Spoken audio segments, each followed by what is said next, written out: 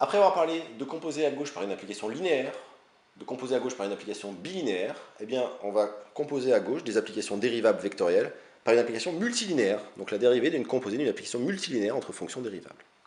Je prends I à l'intervalle de R, et pour P plus grand que 2, E1, EP, qui seront les espaces d'arrivée de F1, Fp, qui sont des R espaces vectoriels de dimension finie, et grand F, un autre R espace vectoriel de dimension finie.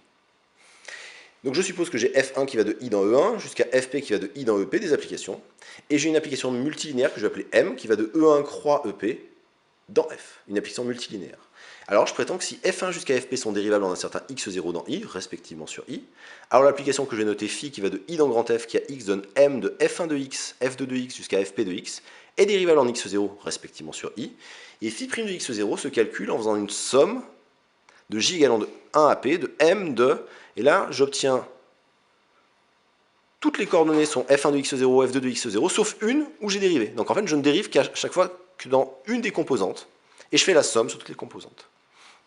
Respectivement, évidemment, si elles sont dérivables sur i, j'obtiens que pour tout x dans i, phi' de x vaut la somme de j égale 1 à p de m de f1 de x, f2 de x, jusqu'à fj moins 1 de x, fj' de x, fj plus 1 de x, jusqu'à fp de x. Autrement dit, je fais porter la dérivée que sur une des coordonnées.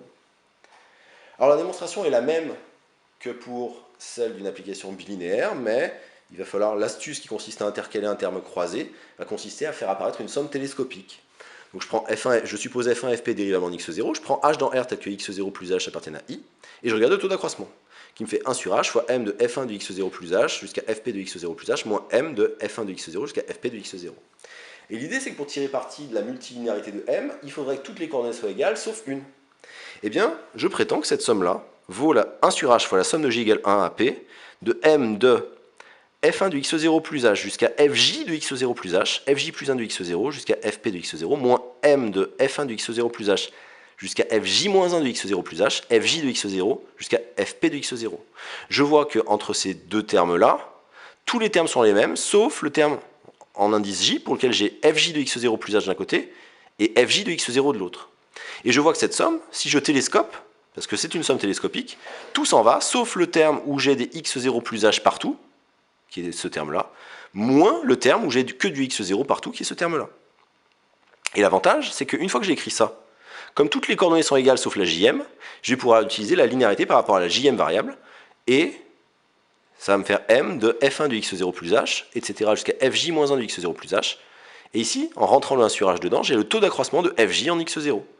Fj de x0, fj plus 1 de x0 jusqu'à fp de x0. Et ensuite, on va essayer de passer à la limite quand h tend vers 0. Là, ce taux d'accroissement, il tend vers fj' de x0. Comme les fonctions f1 jusqu'à fj-1 sont continues puisque dérivables en x0, cette quantité-là vont tendre vers f1 de x0 jusqu'à fj-1 de x0. Et ensuite, je compose par une application multilinéaire, mais une application multilinéaire sur un espace de dimension finie est continue. Donc voilà ce que je vais dire. Donc j'ai que f1 de x0 plus h tend vers f1 de x0 car f1 est continu car dérivable, jusqu'à fj-1 de x0 plus h tend vers fj-1 de x0. Le taux d'accroissement tend vers fj' de x0. M est multilinéaire sur E1 croix EP de dimension finie, donc continu, ça a été vu dans le chapitre sur les espaces vectoriels normés. Et donc par opération sur les limites, le taux d'accroissement tend vers la quantité qu'on cherchait, ce qui justifie bien que phi est dérivable en x0, et que phi' de x0 vaut la somme de j égale 1 à p de m de f1 de x0, etc. jusqu'à fj-1 de x0, fj' de x0, fj plus 1 de x0 jusqu'à fp de x0. Évidemment, si le résultat est vrai, si je suppose la dérivabilité non plus en un point mais sur tout l'intervalle i, en appliquant le résultat précédent en tout point x0 dans i, on obtient que phi est dérivable sur i et que phi' vaut la somme des applications multilinéaires de f1 jusqu'à fj-1, fj', fj plus 1, fp sur i. Autrement dit, je ne dérive que sur l'une des composantes. Pour les applications bilinéaires, on avait vu que l'application c'était le produit scalaire. L'application standard d'une application multilinéaire, c'est le déterminant. Alors le déterminant pas en tant que le déterminant d'une matrice, mais en tant que le déterminant d'une famille de vecteurs. Alors, je l'ai écrit pour Rn muni de sa base canonique, mais on pourrait le prendre dans un espace vectoriel de dimension finie quelconque muni d'une base B. C'est-à-dire que je prends n plus grand que 2, j'appelle f1 jusqu'à fn des applications dérivables sur i à valeur dans R puissance n.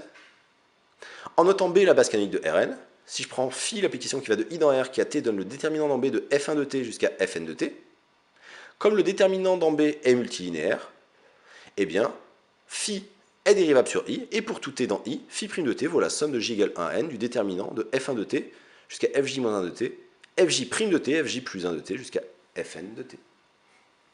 Alors, ce qu'on a fait sur les colonnes, si on utilise le fait que le déterminant d'une matrice est égal au déterminant de sa transposée, j'aurais pu aussi le faire sur les lignes. En gros, donc, quand vous voulez dériver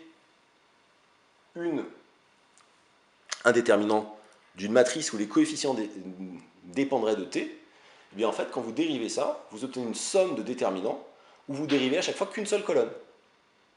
Ou, comme le déterminant d'une matrice est égal au déterminant de sa transposée, la dérivée du déterminant de cette matrice où les coefficients sont des fonctions dérivable en t s'obtient en faisant une somme de déterminants où je ne dérive qu'une ligne à chaque fois.